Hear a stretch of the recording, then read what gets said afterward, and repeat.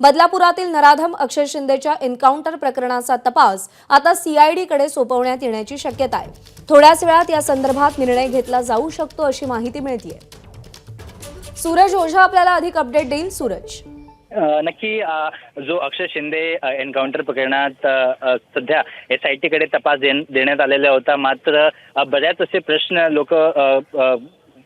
प्रश्न उभा करत होते की म्हणजे ज्याच पोलिसांनी एन्काउंटर केला तोच पोलीस कसे काय याची तपास करू शकतो। त्यानंतर आता ह्यांचं डिस्कशन सुरू आहे आणि तपास स्टेट CID कडे देण्याचा डिस्कशन सुरू आहे आणि काही वेळ त्यावर फैसला पण येण्याची शक्यता नाकारता येत नाही। पण जे सूत्रांनी सांगितलं आहे की हा जो संपूर्ण प्रकरण आहे खूपच गंभीर स्वरूपाचा असल्या कारणाने याचा जो तपास आहे तो CID कडे देण्याची दाट शक्यता नाकारता येत नाही।